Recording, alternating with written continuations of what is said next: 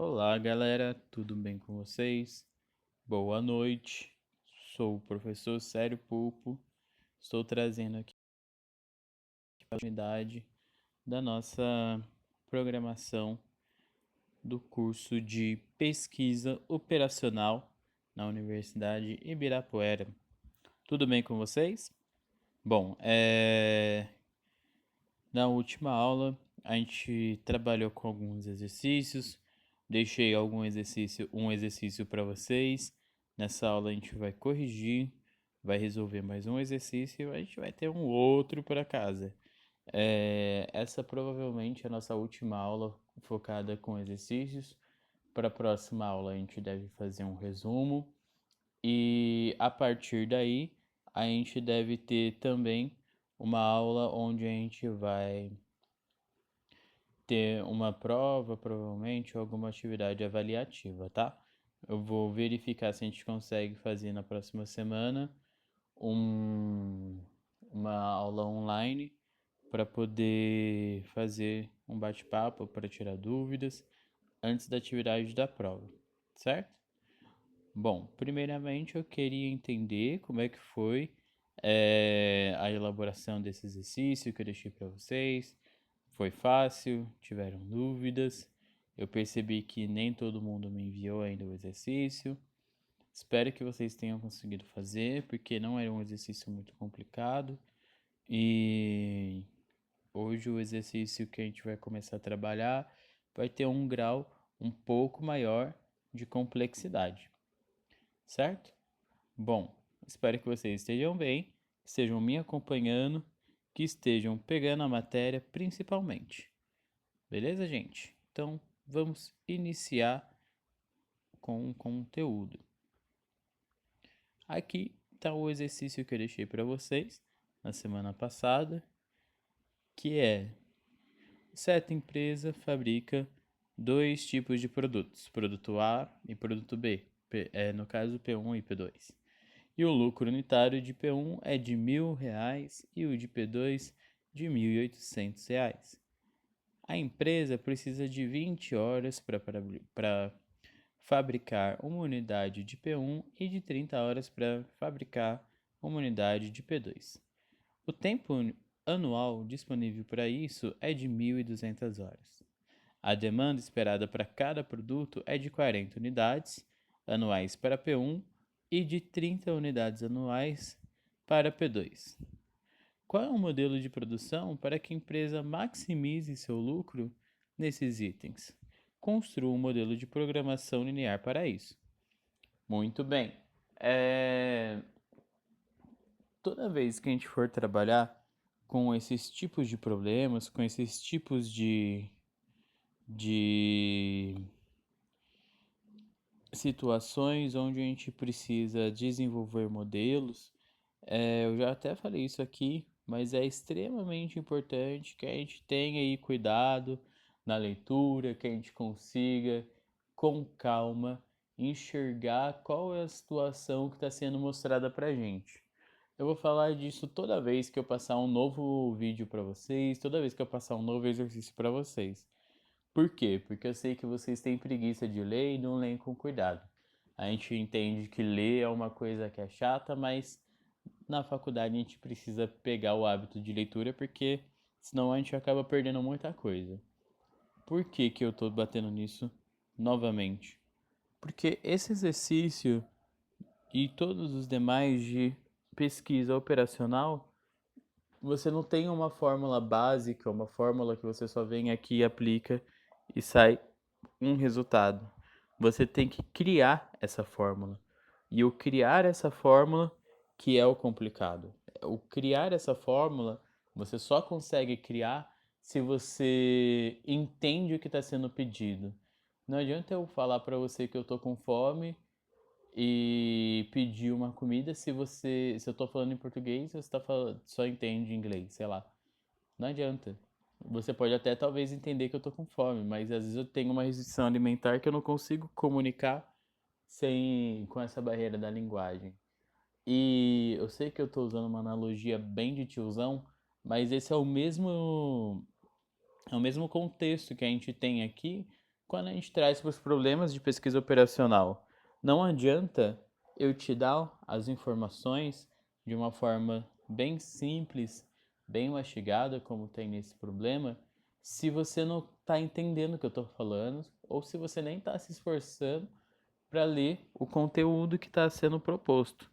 Então, leiam com calma, substituam as incógnitas que tem no problema por outros nomes, em vez de chamar aqui de produto um, produto 2, chama, sei lá, de guarda-chuva e galocha, chama de Xbox e PS4, não tem problema. Porque se para você facilita, vai ser uma saída aí para resolver os problemas de uma forma mais fácil, tá? Porque às vezes a gente se pega, ai, o que que é P1, o que que é P2? E se a gente dá outros nomes de produtos que a gente tem mais familiaridade, acaba que facilita bastante na hora da resolução. Beleza? Muito bem. Então vamos continuar. Bom, aqui a gente tem a situação de dois produtos que produzem lucros e que têm restrições também. Começando a nossa resolução, qual que é o nosso primeiro passo? Identificar as novas variáveis de decisão. Claramente P1 e P2. Por que P1 e P2? Ivanete, você lembra? Bom, espero que sim. P1 e P2 são as variáveis de decisão, porque elas vão englobar todas as restrições que o meu produto, que o meu problema, perdão, vai apresentar depois. Todas as considerações que o meu problema está descrevendo para mim, que o meu enunciado está indo, elas resultam em P1 e P2. Elas refletem diretamente em P1 e P2. Beleza? Então, aqui por isso as nossas variáveis de decisão P1 e P2. O nosso segundo passo é identificar o objetivo da nossa equação, do nosso problema. E o objetivo é o quê? Maximizar o lucro na produção dos itens. Logo, a gente identifica que o quê? Que P1 ele rende para essa empresa R$ 1.000, 1.000 unidades monetárias, como está escrito ali, e que P2 ele fatura para a empresa 1.800 unidades monetárias. Então, aqui a minha fórmula de objetivo, ela vai ser o que então? 1.000xa, que é referente a P1, mais 1.800 xb, que é referente a P2. Então, essa é a minha fórmula objetivo. Continuemos. Bom, então o terceiro passo vai ser identificar quais são as restrições que eu tenho aí para poder maximizar o meu lucro, beleza? Então, quais são essas restrições? Primeiramente, se eu for analisar, ali na terceira linha, depois que o problema me traz o lucro que eu tenho das unidades desses meus produtos, ele começa a me trazer então as restrições. Bom, ele diz que a empresa precisa de 20 horas para poder fabricar uma unidade de P1 e de 30 horas para fabricar uma unidade de P2. Então eu já tenho aí a minha primeira demanda, que é qual? A minha capacidade de horas. Então eu sei que eu demoro 20 horas para fabricar P1, logo XA, e 30 horas para fabricar XB, que está aí, ó. Além disso, o tempo anual que eu consigo utilizar para a produção é de 1.200 horas. Se eu estou falando que o máximo que eu consigo usar é isso, então eu estou colocando um limite. Se eu estou colocando um limite, eu tenho que colocar aqui um menor ou igual, porque eu não consigo exceder 1.200 horas. E por que que eu não consigo exceder 1.200 horas? Não sei, mas o enunciado está me dizendo que essa empresa só chega a 1.200 horas. Então, a gente, com base nas informações que são trazidas para a gente no exercício, vai colocar aqui que a minha capacidade de horas é o quê?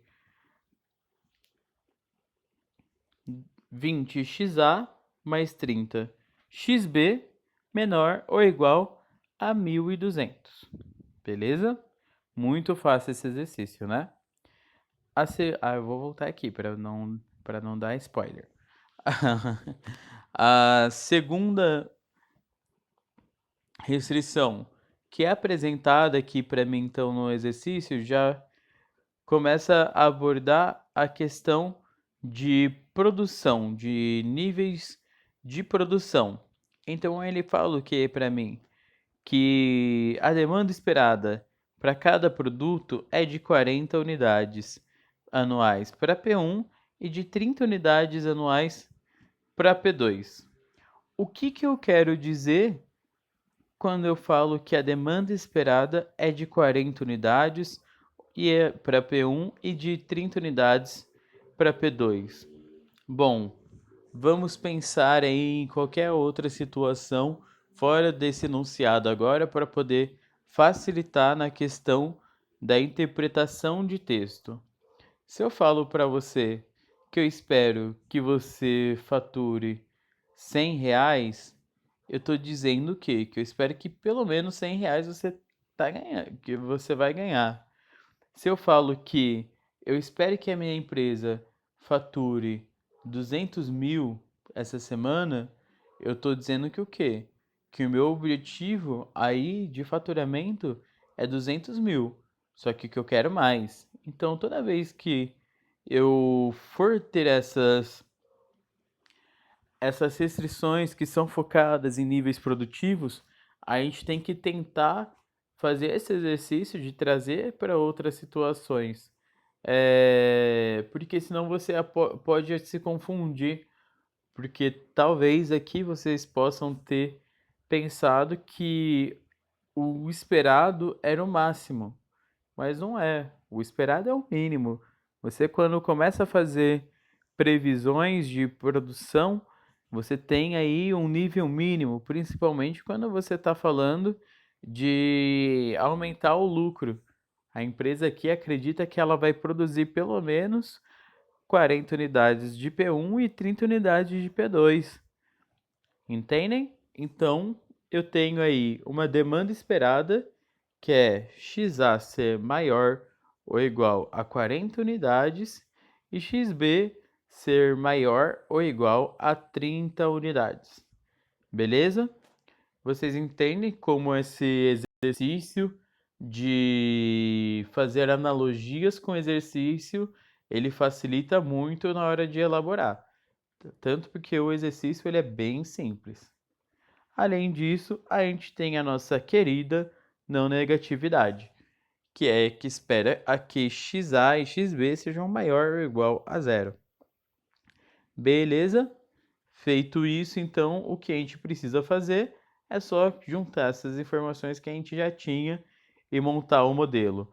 Então, no final, o nosso modelo algébrico que vai ser aplicado aqui, que é a resposta correta para esse exercício, é o que? O objetivo de maximizar z igual 1000xa mais 1800xb, sujeito à capacidade de horas, à demanda esperada e à não negatividade. Beleza, gente? E aí, você acertou ou você errou? Espero que você tenha acertado, viu? Espero que todo mundo tenha acertado de verdade. Se alguém não acertou, não tem problema. Continue aí tentando, a gente vai fazer mais um exercício e eu vou deixar um outro exercício aí para vocês resolverem em casa para me entregar até a semana que vem. Bom, antes da gente entrar para o próximo exercício, eu quero só atentar vocês à participação no fórum, tá?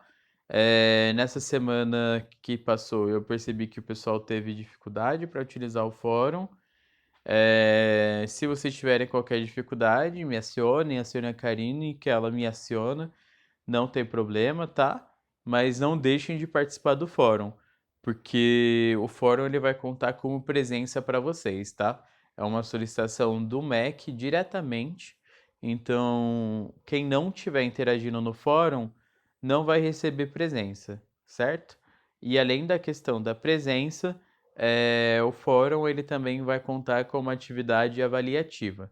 Eu vou tentar trazer algumas situações mais elaboradas nos fóruns a partir da semana que vem, que eu acredito que a gente já vai ter um cenário um pouco mais definido em relação ao andamento do semestre, porque até lá a gente vai manter nesse formato, em um comentário elaborado com pelo menos 350 palavras ou caracteres, eu não lembro certinho como é que tá lá no, no Ava de vocês. E a partir disso, a partir do seu comentário, você tem que comentar, responder o comentário de alguém. É interessante que vocês façam um comentário argumentativo, tá? Não é para chegar lá e falar assim, olha, concordo, parabéns, arrasou. Não, eu quero que você pegue o que alguém escreveu e ou reforce o argumento dela, ou você refute o argumento que foi apresentado. Sempre de uma forma lógica, de uma forma estruturada, apresentando referências, apresentando um raciocínio construído. Sem clichês, por favor, gente. Não me decepcionem. Eu conto com vocês. Beleza? Bom, vamos continuar então aí com a nossa aula. Temos mais um exercício, agora um exercício mais chatinho, um exercício que, se você teve dificuldade para elaborar o exercício anterior, esse daqui vai exigir um pouquinho mais de você, porque claramente a gente tem mais detalhes aqui nesse exercício. Então, quem se prender em difícil, em dificuldades, ou em, eu tô vendo muito número, eu não vou saber resolver, não vai conseguir estruturar o raciocínio, tá? Como eu sempre falo para vocês, tentem, se tiver dificuldade para fazer direto, estruturem todos os dados em forma de tabela, beleza? Bom, vamos começar então a resolução desse exercício. Primeiro vamos ler, né? Na verdade, perdão. Uma refinaria produz 3 tipos de gasolina: a gasolina verde, a azul e a comum. Cada tipo de gasolina requer gasolina pura, octana e aditivo, que são disponíveis na quantidade de 9.600.000 litros, 4.800.000 litros e 2.200.000 litros por semana, respectivamente. Respectivamente significa que o quê? Que a gasolina pura tem disponível 9.600.000 litros, que a gasolina octana tem 4.800.000 e a aditiva 2.200.000 litros, certo? Bom, as especificações de cada uma delas, dos tipos de gasolina agora, tá, gente? Só para vocês prestarem atenção, são 1 litro de gasolina verde, 0,22 litros de gasolina pura e 0,50 litros de octana e 0,28 litros de aditivo para o primeiro litro, tá? Para o litro da gasolina verde. Já para a gasolina azul, ela requer 0,52 litros de gasolina pura, 0,34 de octano e 0,14 de aditivo. Já 1 litro de gasolina comum requer 0,74 litros de gasolina pura, 0,20 de octana e 0,6 de aditivo. Bom, como regra de produção baseada em demanda de mercado e de planejamento da refinaria, estimulou-se que a quantidade de gasolina comum deve ser no mínimo 16 vezes igual à quantidade de gasolina verde, e que a gasolina azul tem que ser no máximo igual a 600 mil litros por semana. A empresa sabe que cada litro de gasolina verde, azul e comum há uma margem de lucro para 0,30, 0,25 e 0,20 centavos, respectivamente. Ou seja, ela já está vendendo por esses valores. O lucro que ela tem em cada litro desses tipos de gasolina é 30 centavos, 25 centavos e 20 centavos. E o objetivo, então, é determinar um programa de produção que maximize a margem total de contribuição para o lucro. O objetivo aqui é construir um modelo do problema. Então, a gente vai construir um modelo de problema que maximiza o lucro para essa empresa. Beleza, gente? Bom, vamos novamente analisar o enunciado desse problema para a gente começar a resolução. Nosso primeiro passo, como sempre, vai ser identificar quais são as nossas variáveis de restrição. Acredito que nesse ponto já esteja fácil para vocês identificar pelo menos as variáveis de restrição. Em tudo que é descrito no nosso enunciado desse problema, em qual é o ponto em que eu tenho um encontro dessas restrições e dessas condições que são impostas? São nos tipos de gasolina que são produzidos por essa refinaria, que é a gasolina verde, azul e a comum. Logo, as minhas variáveis de decisão vão ser XA, a gasolina verde, XB, a gasolina azul e XC, a gasolina comum. Beleza? Próximo passo vai ser, então, a gente identificar qual é o objetivo do nosso problema. Bom, aqui está sendo apresentado um modelo em que eu preciso maximizar o lucro de produção para esses três tipos de gasolina: verde, azul e comum. Bom, com base nisso, o que eu preciso fazer? Eu preciso identificar qual é a quantidade de lucro que eu tenho para esses tipos de gasolina. E onde que está isso no problema? Bom, se a gente analisar aqui, ó, na terceira linha de baixo para cima, no final dela, na verdade, toda ela está falando aqui, ó, que a empresa sabe que cada litro de gasolina verde, azul e comum é vendido a uma margem de contribuição para o lucro de 30 centavos, 25 centavos e 20 centavos, respectivamente. Bom, dito isso, eu sei quanto que eu estou ganhando por cada litro de gasolina de cada tipo de gasolina. Então, identificamos aqui o objetivo dessa equação. Bom, aqui a gente tem então maximização de Z com 0,30 XA mais 0,25 XB mais 0,20 XC, que são os valores que estão sendo apresentados para mim ali atrás no meu enunciado. Beleza? Até aí tá fácil, né? Não dificultou. Mas continuemos.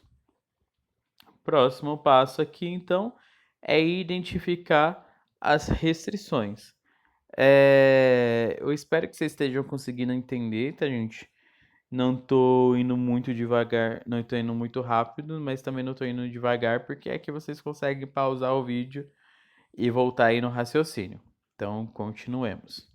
Bom, vamos começar então a analisar o nosso enunciado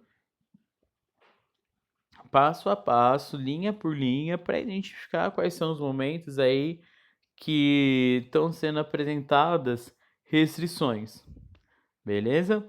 Então ali, logo na primeira linha, a gente já está falando que eu tenho disponibilidade de insumos para eu produzir essas gasolinas, que são a gasolina tipo pura, a tipo octana e a do tipo aditivo.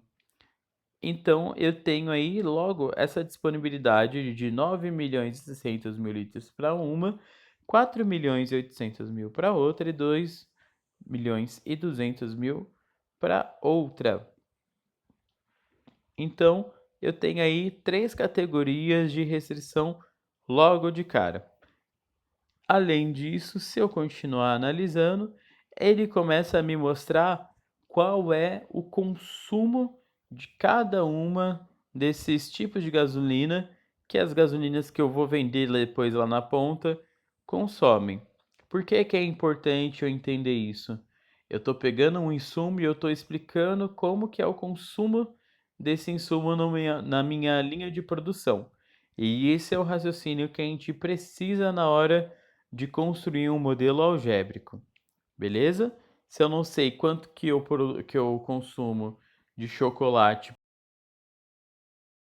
eu não vou entender como que eu vou organizar minha produção. Eu nunca vou conseguir elaborar nenhum raciocínio que facilite aí o meu processo produtivo. Vou ficar sempre enrolado, sempre batendo a cabeça aí. Então, esse consumo é o primeiro passo para a gente poder começar a trabalhar com as variáveis, beleza? Então, vamos lá. Primeira restrição, a restrição do consumo da gasolina do tipo pura. Bom, a gente tem aqui o que? A gente olhando o enunciado, a gente descobre que o quê? Que a gasolina do tipo pura, ela é consumida em 0,22 litros para a gasolina do tipo verde, 0,52 litros para a do tipo azul e 0,74 para o tipo comum. E é isso que está sendo dito aqui embaixo quando a gente começa a falar da nossa restrição. Além disso, é imposto um limite ali na segunda linha, que é de 9.600.000 reais. Então, mil reais não, 1.000 litros, confundi com a minha conta bancária. Aquele. É... Perdão. Então, se eu estou dando para você um limite máximo, então eu vou trabalhar com o quê? Com menor ou igual. Então, essa é a nossa primeira restrição. O consumo de XA, XB e XC não pode exceder 9.600.000, porque eu não tenho mais do que isso. Então, esse é o máximo que eu posso consumir desse tipo de produto. Beleza? Muito bem. Continuemos. Segunda, então, restrição que a gente vai ter nesse produto,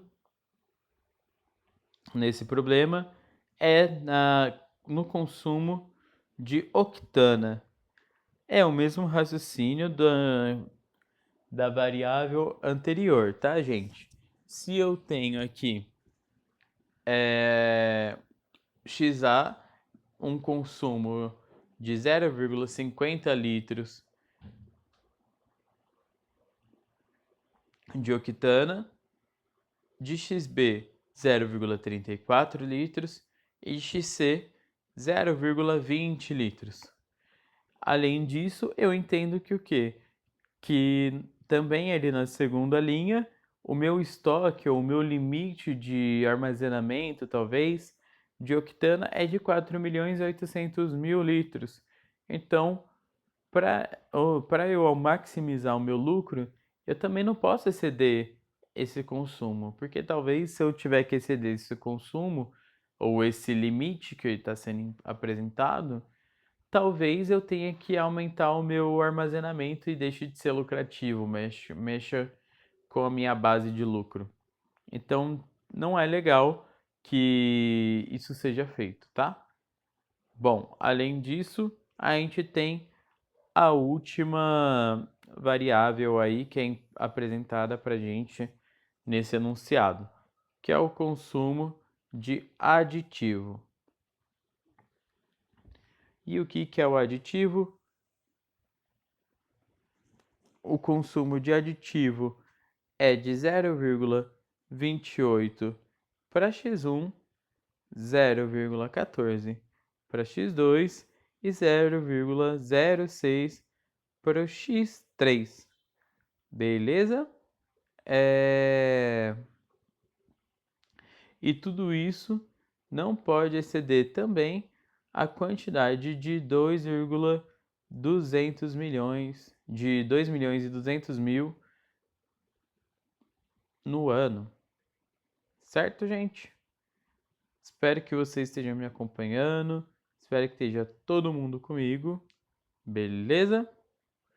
Então, a gente finaliza aqui esse exercício ou será que tem mais alguma coisa aí para a gente analisar? Bom, vamos voltar lá para o exercício porque esse enunciado não é grande desse tamanho para a gente só ter 3 restrições, não.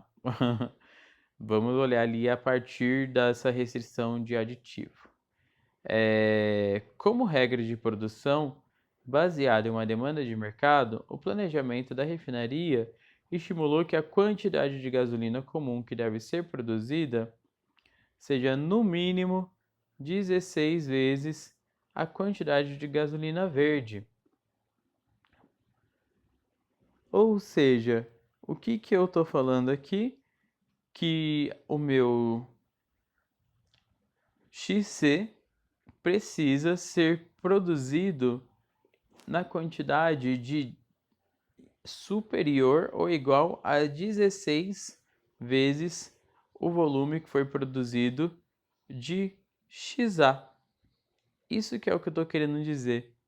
Então, eu tenho aqui que o mínimo da minha produção de comum, que é XC, tem que ser superior a 16 XA, superior ou igual, certo? Isso fica claro para vocês?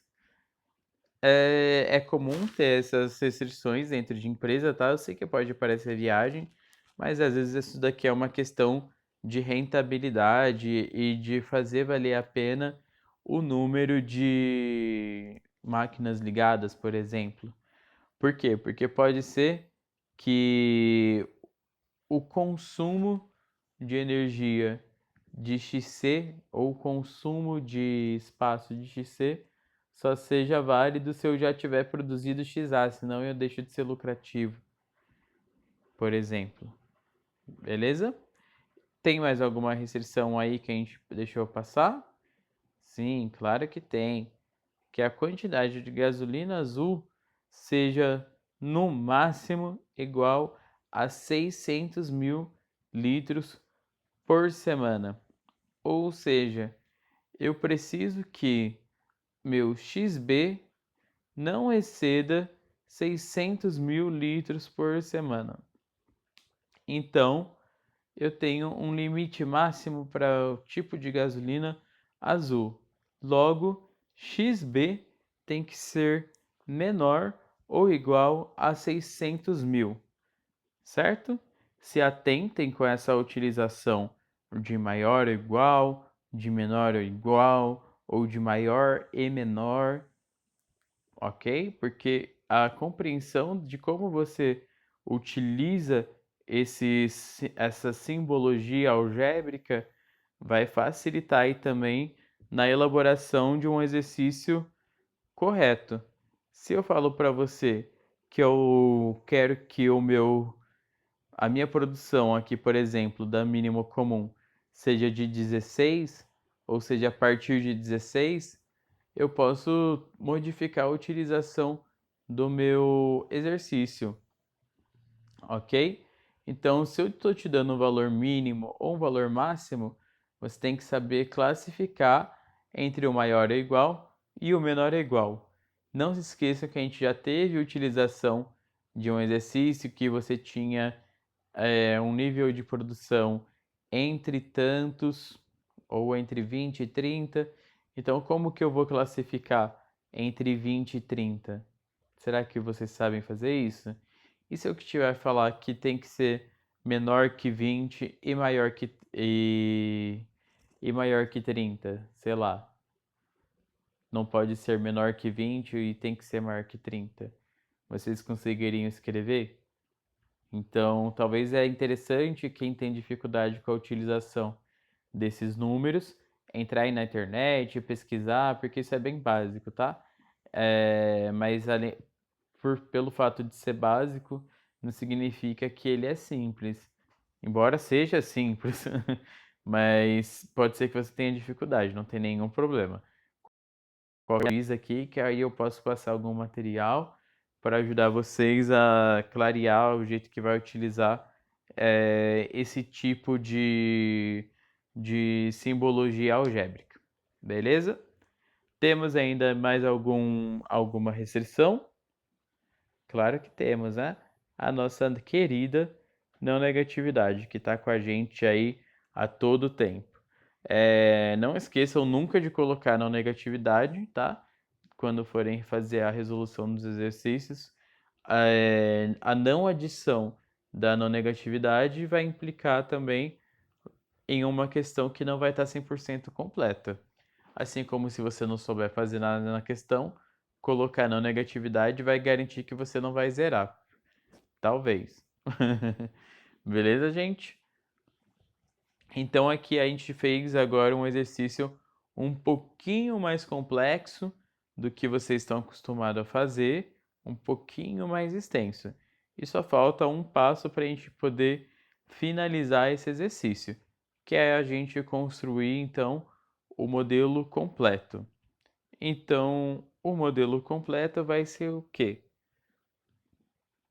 Percebem um professor preguiçoso, né? Só joguei aqui o objetivo. O nosso modelo completo algébrico para esse exercício ficou bem extenso, tão extenso quanto o próprio enunciado, e vai ser o quê? Maximizar o lucro, que é igual a 0,30xa mais 0,25xb mais 0,20xc. Tudo isso sujeito às restrições de pura, que vai ser 0,22xa mais 0,52xb mais 0,74xc menor ou igual a 9.600.000, de octana 0,50xa mais 0,34xb mais 0,20xc menor ou igual a 4.800.000 litros, e de aditivo a 0,28xa mais 0,14xb mais 0,06xc menor ou igual a 2.200.000 litros. Além disso, é apresentado também para a gente, nesse exercício, que o mínimo que deve ser produzido do meu XC, que é a minha gasolina do tipo comum, deve ser 16 vezes o volume produzido de XA. Logo, XC maior ou igual a 16XA, e o máximo que eu vou produzir da gasolina azul é de 600 mil litros. Então, XB tem que ser menor ou igual a 600 mil litros. Beleza? Além disso, temos a nossa não negatividade, que diz que XA, XB e XC tem que ser maior ou igual a zero. Beleza? Caso contrário, isso não é lucrativo. Daqui a pouco a gente vai começar a pegar esses exercícios aqui, vai começar a fazer o cálculo, e aí a gente vai ficar em um exercício por aula, tá, gente? Porque senão a gente não vai conseguir encaixar no tempo de aula que eu tenho com vocês. Beleza? Bom, eu espero que o exercício tenha ficado claro para vocês, tanto o primeiro quanto esse segundo. Vocês percebem que o nível de complexidade dos exercícios ele está aumentando progressivamente Então a gente chega aqui até com esse exercício naquele ponto em que se você não está entendendo, você tem que levantar a mãozinha pro alto aí agora e dar um grito, porque se você chegou aqui nesse ponto, nesse vídeo, após 3 aulas seguidas de resolução de exercício e não entendeu, dificilmente na prova você vai conseguir desenvolver o exercício sozinho. Então, é importante que você levante a mão, que você se manifeste, que você me procure, porque isso pode impactar no seu resultado no momento de resolução da prova. E não é um tipo de coisa que você vai conseguir aprender de 10 minutos antes da prova, ok? Então, se alguém na sala ainda está com dificuldade para resolver esses exercícios, me informe, beleza? Porque a tendência é a gente só aumentar a complexidade. Nunca vai ficar mais fácil, vai ficar só mais difícil. Beleza? Sinceridade. Bom, aqui a gente finaliza o conteúdo que eu queria passar para vocês hoje, mas eu também vou deixar um exercício mais complexo do que esse que a gente acabou de resolver. Conforme eu acabei de falar, só vai ficando mais difícil. Bom, olha só o tamanho do exercício que vocês têm para resolver. Gigantesco. Meu Deus do céu. Escolhi com amor, prometo. Bom, vamos ler esse enunciado então. Uma determinada confecção, ela opera dois produtos, as calças e as camisas. Ficou faltando ali um cedilha. Bom, como tratam-se de produtos semelhantes, eles possuem uma produtividade comparável e compartilham os mesmos recursos, que é um problema muito comum, tá, gente? Que é quando a gente fala de Nestlé aí durante as aulas, até durante os vídeos, é o mesmo cenário. São produtos que também compartilham dos mesmos insumos, ok? Então, bora lá. A programação da produção, ela é realizada por lotes de produto. O departamento de produção informa que são necessários 10 homens por hora para um lote de calças e 20 homens por hora para um lote de camisetas. Sabe-se que não é necessário mão de obra especializada para a produção de calças, mas são necessários 10 homens por hora desse tipo de mão de obra para produzir um lote de camisas.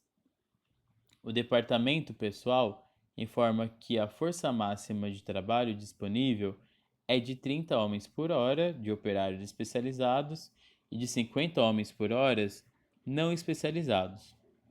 Na planta de produção, a gente sabe que existem apenas duas máquinas com capacidade de produzir os dois tipos de produto, sendo que a máquina 1 pode produzir um lote de calças a cada 20 horas e um lote de camisetas a cada 10 horas, não podendo ser utilizada por mais de 80 horas nesse período considerado. A máquina 2 ela já pode produzir um lote de calças a cada 30 horas e um lote de camisas a cada 35 horas, também não podendo ser utilizado por mais de 130 horas no período que a gente está considerando aqui no problema.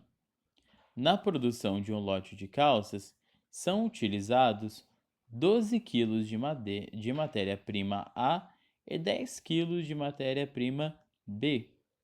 E na produção de um lote de camisas, são utilizados 8 quilos de matéria-prima A e 15 do tipo B. E o almoxarifado informa que, por imposições de espaço, só é possível fornecer 120 quilos de matéria-prima do tipo A e 100 quilos de matéria-prima do tipo B dentro desse período.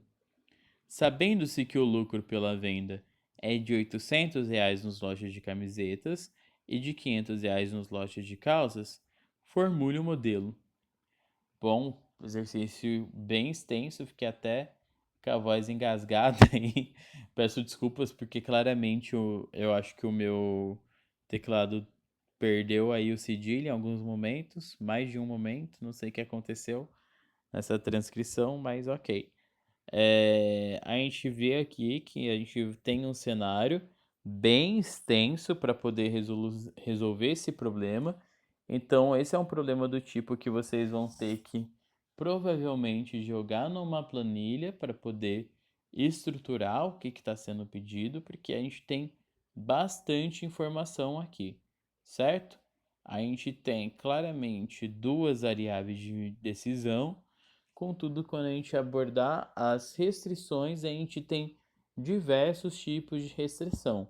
A gente vai ter ali a mão de obra especializada, a gente vai ter a mão de obra não especializada, a gente vai ter a restrição de máquinas do tipo 1, do tipo 2, aí a gente tem a capacidade que são produzidas de espaços de horas, a gente tem também a capacidade que são produzidas de mão de obra especializada, de mão de obra não especializada, além dos insumos que vão ser consumidos tanto por calças e quanto por camisas.